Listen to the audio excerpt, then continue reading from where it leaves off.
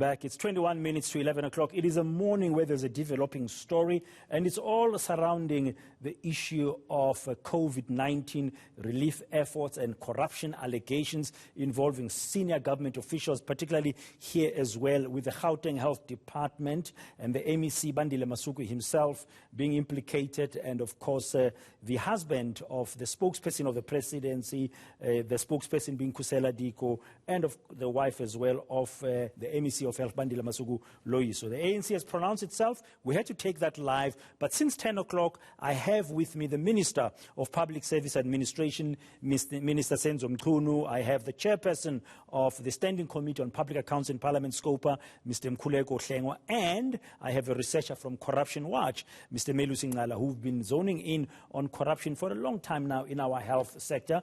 Gentlemen, thank you and welcome back. Thanks for your patience and for staying. I'm pleased to know that you did hear as well what the ANC, the party in Gauteng, had to say.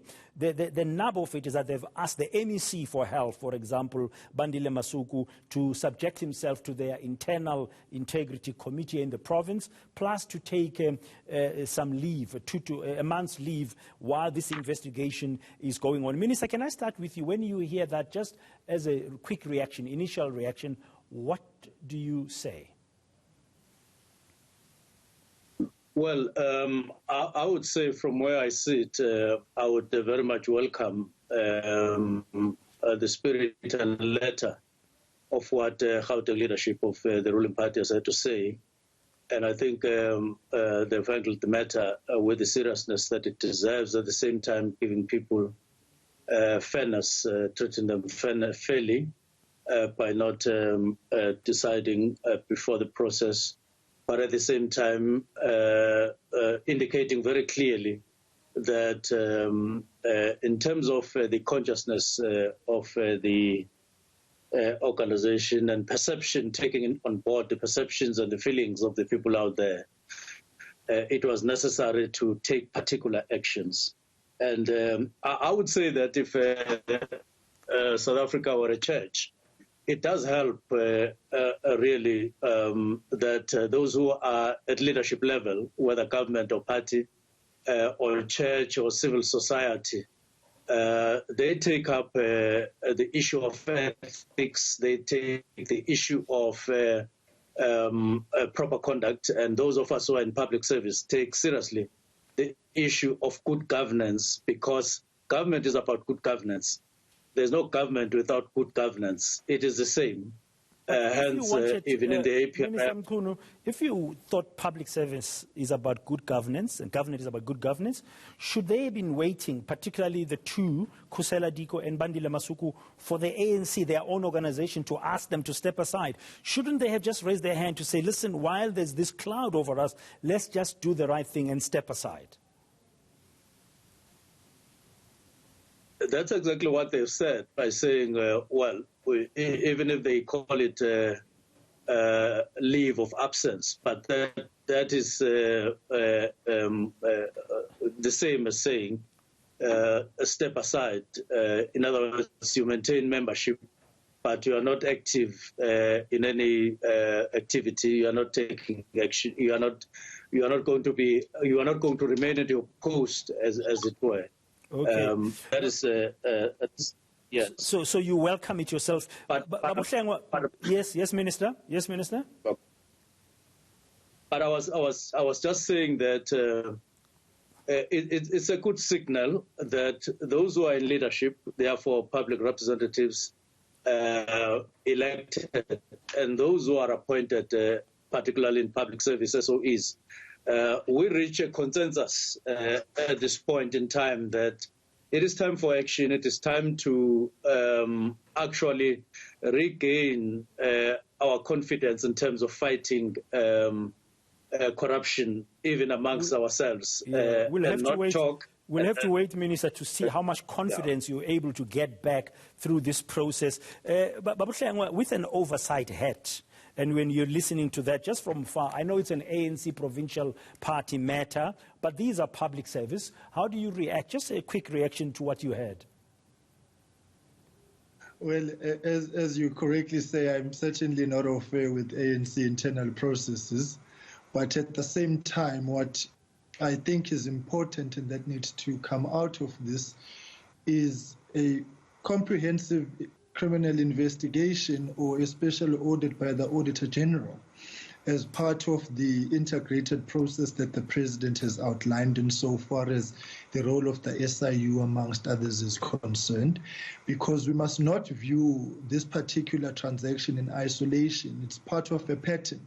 We saw at the outset of the declaration of the national disaster the fact that the Department of Finance in Gauteng, the e-government tender, irregularities which arose at the time.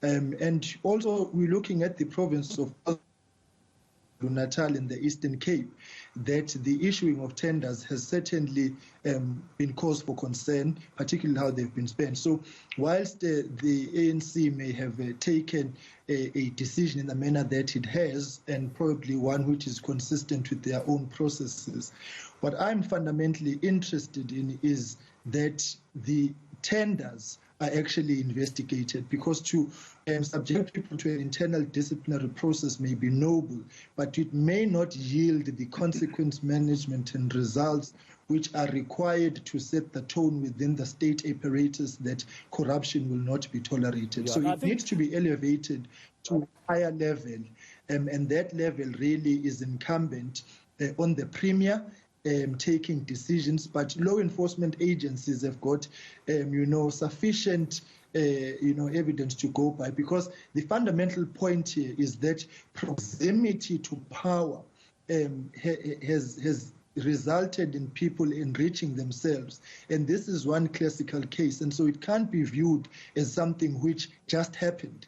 If you look at the fact that the companies in question themselves were either dormant for the longest of time and miraculously have come to life only then to get these huge amounts of tenders, that in itself should raise eyebrows. And so if the law enforcement agencies don't take this up seriously, that have let us down. I think the final point I want to make is that the provincial Scopa of the Gauteng legislature is duty-bound at this point in time to actually look at their COVID-19 related expenditures and financials as a matter of urgency, just like every other Scopa or MPEG should be doing, as we should be doing at the. It's a very valid point that law enforcement must do its part. The ANC in the province saying the SIU must move quickly to investigate. And Melusi, I mean, from your experience, when you put together this report, South Africans are telling you that things are not great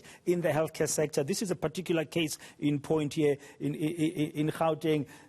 Should we be confident that the governing party, at least in the province now, is going to get to the bottom of this and resolve this? What did you find out from the people you were talking to when you were doing your research about the state of corruption in health?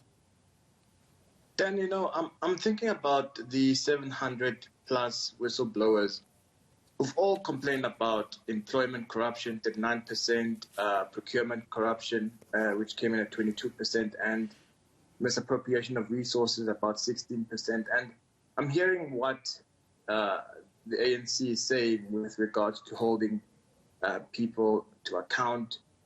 And, it's good to follow due process, but at the end of it all, we're not even supposed to be in this position.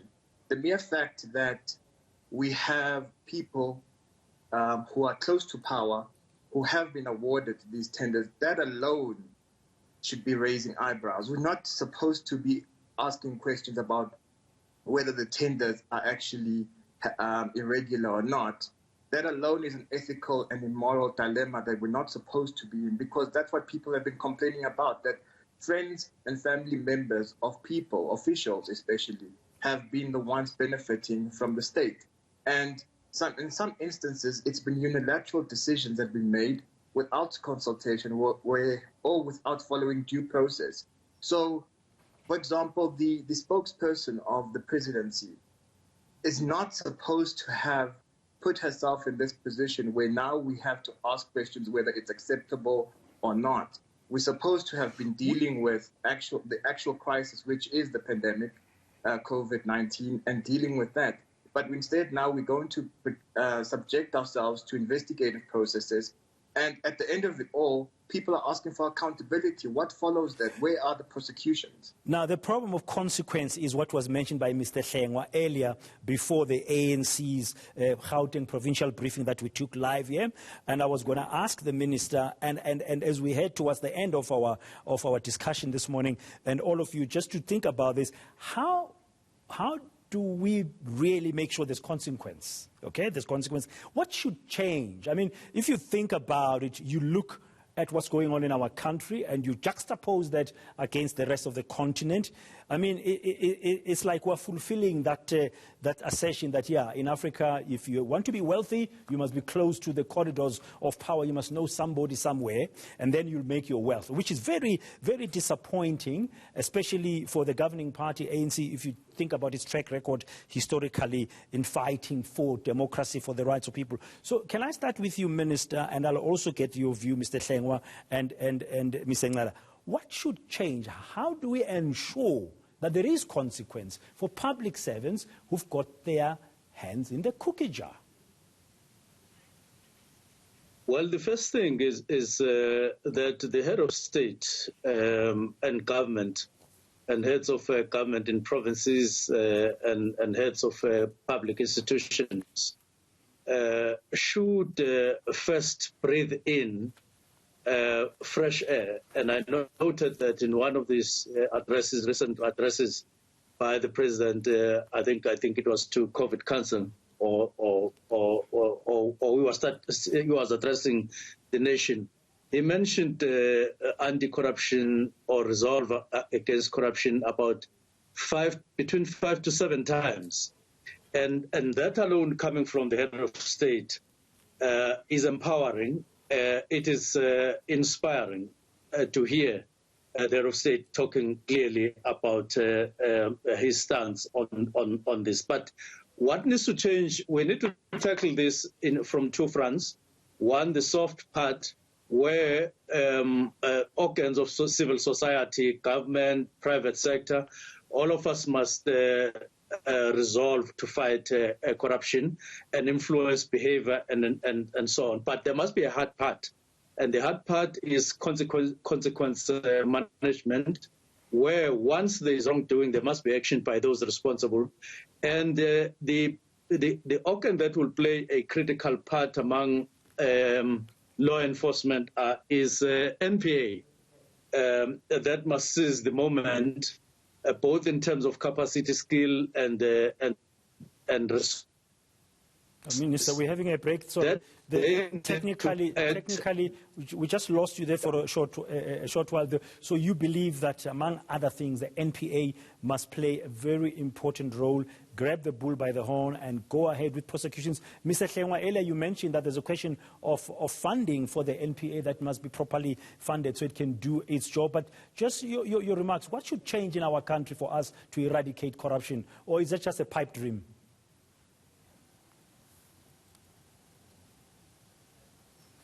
Mr. Hlengwa? If you are, I think we've lost him there. Yes, Minister. Yes, Minister. Yes, I was just finalizing that point that as far as resources are concerned, resources have been made available, and I think the head of NPA, Ms. Shamila Batoy, has made several statements to the effect that they are covered in that regard. They need to deal with skills. They need to deal with personnel. They need to deal with overall capacity, especially they are investigating arm, because once the investigations are once we are effective in that part, it makes all other processes clearer and easier. Okay, that Minister, is what must. Yeah, thank you, Minister. Let me bring in Mr. Hlengwa. We lost you there for a while. Very, very briefly, we're running out of time. Mr. Hlengwa, in your view, what should change for us to eradicate corruption in our country, or is it just a pipe dream? Well, we need to translate the political will or perceived political will, if the statements which we have heard are anything to go by, into political action. And there needs to be a fundamental shift in the separation of powers, functions, and responsibilities, so that we push back on the frontiers of the interference which is perceived to be out there. Secondly, we need to ensure that Parliament and the legislatures and the municipalities themselves understand fully that their role is oversight and should never for one moment see themselves as an extension of the executive, of those who are governing. The third aspect is law enforcement agencies in this country clearly have in one way or the other been handicapped to move with the necessary speed.